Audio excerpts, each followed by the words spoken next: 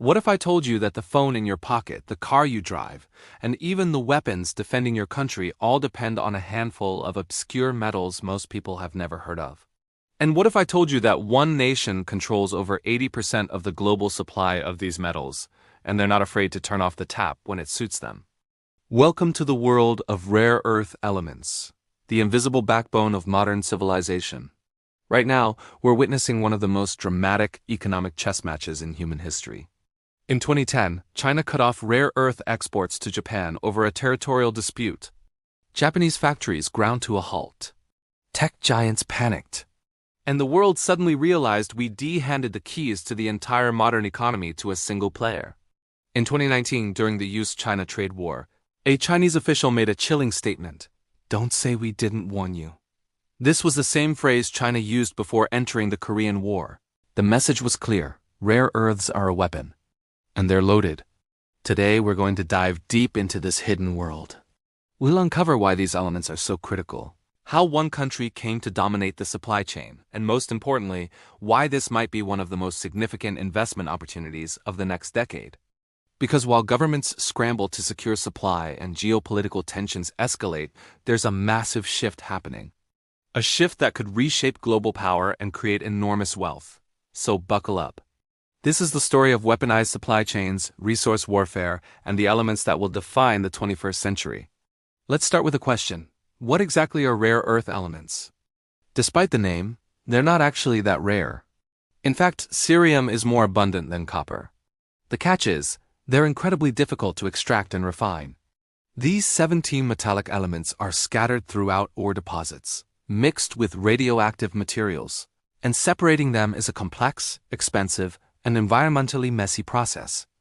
But what makes them critical are their unique magnetic, luminescent, and electrochemical properties, which are basically irreplaceable. Think about it like this. Neodymium is used in the super-strong magnets that power electric vehicle motors and wind turbines. Without it, the green energy revolution grinds to a halt. Dysprosium allows those magnets to withstand high temperatures, making them perfect for military applications. Europium creates the red color in your smartphone screen. Yttrium is essential for lasers and LED lights. Lanthanum is crucial for camera lenses and night vision goggles. Every F-35 fighter jet contains over 400 kilograms of rare earths. Every Virginia-class submarine needs about 4 tons. Every wind turbine requires up to 600 kilograms, and electric vehicles can use anywhere from 1 to 15 kilograms each. In other words, if you want advanced technology, clean energy, or military superiority, you need rare earths. There's simply no way around it. Now here's where things get interesting. Back in the 1960s, the United States was the world leader in rare earth production.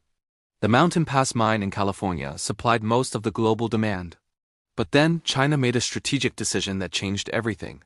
In 1992, Deng Xiaoping famously said, "The Middle East has oil. China has rare earths." It was a declaration of intent. China began massively investing in rare earth mining and refining. They subsidized production, absorbed environmental costs that other countries wouldn't, and slowly undercut everyone on price. Chinese rare earths flooded the market. Prices collapsed. The ruthless part of the strategy was that other countries couldn't compete. The environmental regulations alone made rare earth processing incredibly expensive outside of China. Mining companies in the US and Australia simply couldn't match Chinese prices, and one by one, they shut down. By the early 2000s, China had achieved near-total dominance. Not just in mining, but crucially, in the refining and processing that turns raw ore into usable materials. The Mountain Pass mine in California? It closed in 2002. Today, China controls around 70 to 80% of global production. But here's the really important number. They control over 90% of the world as rare earth refining capacity. Even if you mine rare earths elsewhere, you're probably sending them to China to be turned into something useful. What are rare earths, and why should you care? Before we get into the geopolitical showdown, let's clear up a common misconception. Despite their name, rare earths aren't actually rare. They're scattered all over the planet. You can find them in the US, Australia, Canada, Brazil, Vietnam technically, even in your own backyard. But here's the catch. Rare earths aren't rare, but efficient extraction is. Think of it like this. There's gold dissolved in seawater, but trying to extract a single gram would cost you more than buying 50 Rolex watches. Rare earths are similar. They're everywhere, but they're seldom concentrated enough to make mining profitable. And even when you do find a good spot to mine, the real challenge is just beginning: processing. This is where the story gets really interesting. Processing rare earths is a messy, chemically complex business. And historically, Western countries didn't want to touch it. It was too expensive, too dirty, and came with too many regulations. But China? China said, "We'll handle it." And that single decision, made over 3 decades ago, is the reason we're now in the middle of a high-stakes global supply chain chess match. So how did China come to dominate the entire rare earths industry? Let's rewind to the 1980s. Back then, the United States was the world's top producer. But China's leader, Deng Xiaoping, made a statement that would echo through history. The Middle East has oil. China has rare earths. At the time, it might have sounded like a motivational slogan. Today, it reads like a strategic warning. China recognized something the rest of the world missed. Rare earths were the future, the essential building blocks of modern technology. So they quietly set a long-term plan in motion. The strategy was brilliant in its simplicity. First, they undercut global prices. Chinese producers flooded the market, selling rare earths so cheaply that Western mines couldn't possibly compete and eventually shut down. Second, they accepted the environmental cost. While the West was tightening its environmental rules, China prioritized industrial growth. Third, and most importantly, they focused on building processing dominance. See, mining the ore is just step one.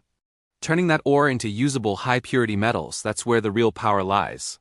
China invested billions to master this complex stage. Finally, they pressured foreign companies to relocate. If you were a tech company and wanted access to these cheap, processed rare earths, you had to set up your factories in China. This tactic slowly but surely migrated entire supply chains into Chinese territory. By the early 2000s, the trap was set. The US was dependent, Japan was dependent, Europe was dependent. China had become the undisputed king of the castle, controlling around 80 to 90% of the world's rare earth processing capacity. But it wasn't until 2010 that the rest of the world truly understood just how dangerous that dominance could be. The moment of truth happened almost silently. A Chinese fishing trawler collided with a Japanese Coast Guard ship near the Senkaku Islands, a disputed territory claimed by both nations. Japan detained the Chinese captain. Beijing was furious. Within days, China unofficially, but very effectively, shut off all rare earth exports to Japan. They just stopped. The shipments ceased. The message was crystal clear: they'll mess with us. We control the supply chain that your entire technology sector relies on. The impact was immediate and catastrophic. Prices for some rare earths skyrocketed by as much as 3,000%. Tech companies panicked. Defense contractors panicked. Governments around the world panicked. This was the wake-up call. It was the first time the world saw rare earths not just as minerals, but as a weapon.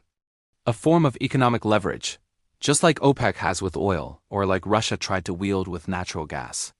But arguably, it's even more potent, because rare earths are critical for everything from your smartphone and electric car to the most advanced military hardware, like fighter jets and missile guidance systems.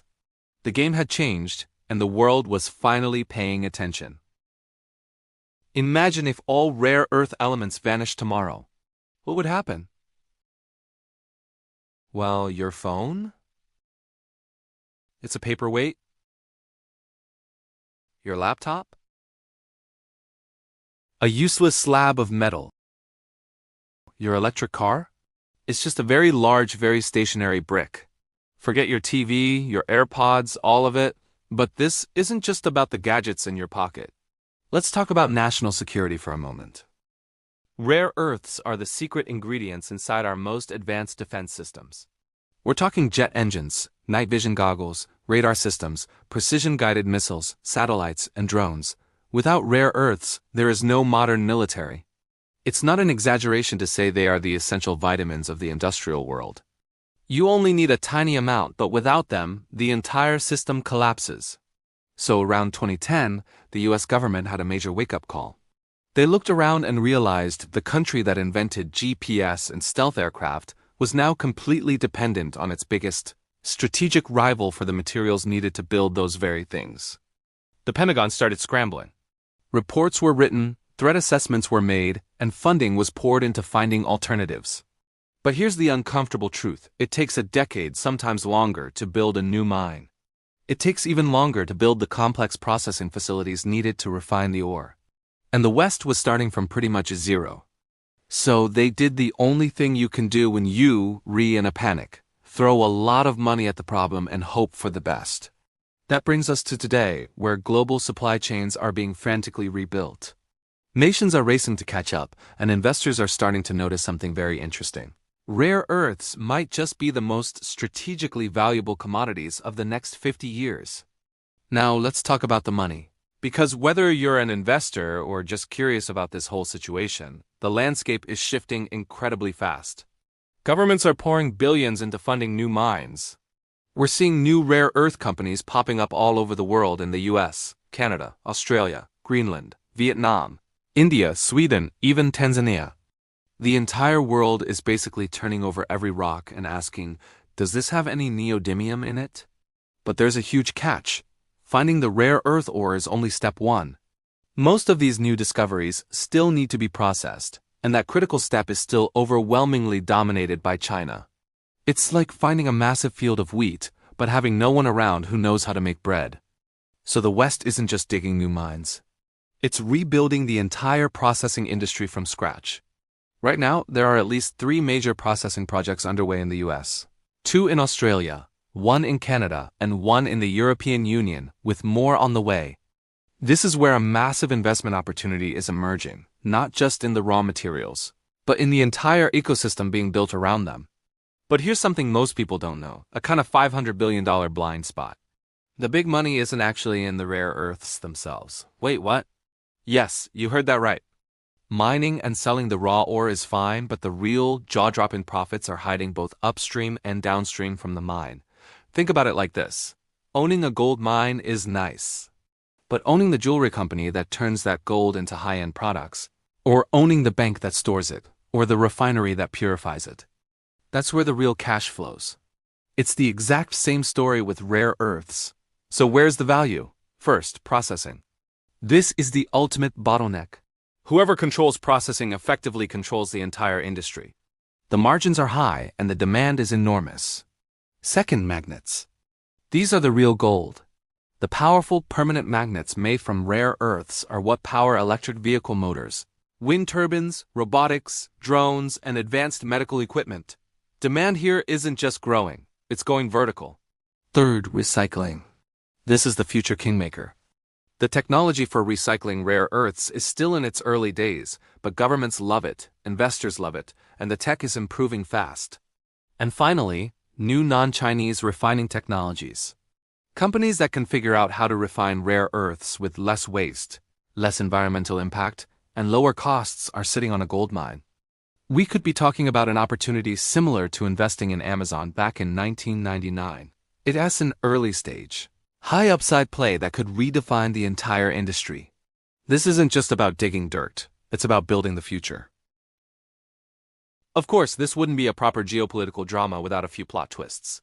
China sees what's happening. They see the West trying to build its own supply chain, and they're not about to let their advantage slip away quietly. So, what's their game plan? First, they're tightening export controls. In 2023 and 2024, China restricted exports of gallium and germanium, 2 metals that are absolutely crucial for making semiconductors. This was a clear warning shot across the bow. It was China saying, remember who's in charge here? Next, they're taking aim at US defense contractors. China has hinted it could restrict the rare earths used in advanced US missile systems. This isn't just business. It's a direct challenge on the national security front. They're also locking up the global supply. Chinese companies are on a worldwide shopping spree, buying up rare earth deposits in Africa, Latin America, and Southeast Asia. It's like playing a game of Monopoly where, before you even get to roll the dice, China has already bought Park Place, Boardwalk, and all the railroads. And finally, they're accelerating magnet production. This is the real knockout punch. China produces over 90% of the world's powerful rare earth magnets. Think about that. Even if the West manages to mine and refine its own rare earths, it still needs to turn them into magnets. And right now, the West barely has a magnet industry to speak of. It's a huge gap in the supply chain that China is more than happy to exploit. But the US and its allies aren't just sitting back and watching this unfold. They're building their own rare earth alliance to counter China's dominance. It's a massive, coordinated effort. In the United States, the government has invoked the Defense Production Act. The Pentagon is now directly funding everything from mining and processing to recycling and, crucially, magnet production. This is being treated with the same urgency as building tanks during a war. Then you have the Quad, that's the US, Japan, India, and Australia. These four major democracies are working together to coordinate their supply chains, creating a network that's less dependent on any single country. Meanwhile, over in Europe, they've passed the Critical Raw Materials Act. This is a new law that legally requires a certain percentage of these vital minerals to be processed right there within the EU. They're forcing the industry to come home. And let's not forget Canada and Australia. These two countries are sitting on huge deposits of rare earths, and they have stable, friendly governments. They're quickly becoming major players in this new non-Chinese supply chain. What you need to understand is that this isn't just about industrial policy or creating jobs. This is national security policy at its core. Because in a world of competing superpowers, losing control over your technology supply chain is like losing control over your oxygen supply. You just can't afford it. Okay, let's bring this down to a practical level. How does this massive geopolitical shift translate into opportunities? Now, this isn't financial advice, but we can look at the landscape like a helpful GPS to see where the smart money is heading. There are four main categories where governments and investors are placing their bets. First up, you have the mining companies. These are the businesses with known rare earth deposits, active mining projects, and importantly, government support. Investing in mining is definitely high risk, high reward. Think of it as venture capital, but with rocks. You're betting on the potential of what's buried in the ground. The second category is processing and refining companies. This is where the really big money is moving right now. Why? Because it's the biggest bottleneck. Governments are throwing everything they have at this sector: grants, tax credits, direct contracts, and offtake agreements, which are basically guaranteed purchase orders. For the next several years, the ability to process rare earths will be a scarce and valuable service, and that means pricing power for the companies that can do it. Category 3 is magnet manufacturers. This is the holy grail. All the rare earths in the world don't matter if you cut and turn them into the super strong magnets that power modern technology. An electric vehicle needs up to a kilogram of neodymium magnets in its motor. A single large wind turbine can use several hundred kilograms. The demand for these magnets is set to absolutely explode. The companies that can master magnet manufacturing outside of China are positioned for incredible growth. Finally, we have the fourth category: recycling technologies. This sector is just getting started, but its potential is enormous. As the first generation of EVs gets older and wind turbines are replaced, a massive new supply of rare earths will become available, not from the ground, but from our old devices. The companies that can figure out how to efficiently recycle these materials will essentially be creating a new, urban mine. They could be building $1 trillion industry from scratch over the next 2 decades. So from geopolitics to groundbreaking technology, the story of rare earths is reshaping our world. It's a complex, high-stakes game with no easy answers. But one thing is certain: whoever controls these elements will hold a key to the future. Oh, and then there's Greenland. Yes, Greenland. Underneath all that ice sits one of the largest untapped rare earth deposits in the world, a place called Geopolitical. The US, China, and the EU have all been trying to win over Greenland's leaders. This isn't just about mining. It's geopolitics at the Arctic Circle. It's as if the world's most powerful nations suddenly looked at a massive block of ice and collectively said, "Yep, I want a piece of that." But for now, thanks to environmental concerns and tricky local politics, the project is stalled. Still, keep your eye on Greenland. That story is far from over. Let's zoom out for a second. Rare earths aren't really the point here. The point is control. The world is shifting away from an era of global cooperation and into one of strategic rivalry. We've seen energy supplies weaponized. We've seen food supplies weaponized. Semiconductors were definitely weaponized. And now, The supply chains themselves, everything from shipping lanes to critical minerals, have become tools of geopolitical pressure. Countries used to worry about the size of their armies. Now they worry about their factories and their access to minerals. This brings us to the big idea. Weaponized supply chains are the new battleground for global power. And rare earths are just the first chapter. So what happens next? I see three likely scenarios playing out. First, China stays dominant. If China maintains its 80 to 90% control over processing, the West simply remains vulnerable. This is basically the status quo scenario, where not much changes. Second, the West builds its own parallel supply chains. This is already happening, but it's a huge undertaking. It will probably take 10 to 15 years and cost billions upon billions of dollars, requiring unprecedented international cooperation. But if it works, it would eventually create a much more stable and secure global supply. The third scenario is a technological disruption. A breakthrough could appear out of nowhere. Maybe new magnet materials that don't need rare earths, or a cheaper way to process them, or a huge leap in recycling efficiency. Something like this could change the entire game overnight, just like shale oil completely disrupted the global energy market. But here's the reality. We're likely headed for a future where all three of these scenarios happen at the same time. It's going to be messy, chaotic, and wildly unpredictable, which, as it happens, also makes it one of the most fascinating investment landscapes of our time. So, what's the big takeaway here? Rare earths are so much more than just some obscure minerals on the periodic table. They are the invisible gears turning behind your smartphone, your electric vehicle, the entire renewable energy sector, national defense, and the global economy itself. And because they're so essential and so geographically concentrated, they've become one of the most strategic resources in the world. For decades, the world relied on a single country to supply and refine them. That dependence created a giant, invisible vulnerability right in the heart of our global supply chains. And now, governments, militaries, and investors are all racing to fix it. We are literally witnessing the birth of a new global industry, one that blends geology, geopolitics, technology, and national security. And you, whether you're an investor, a tech enthusiast, or just someone curious about how the world works, are watching history being made. Because the great battles of the 21st century won't just be fought on land or sea or in cyberspace. They'll be fought over supply chains. They'll be fought over tiny magnets. They'll be fought over obscure minerals buried in places most people have never even heard of.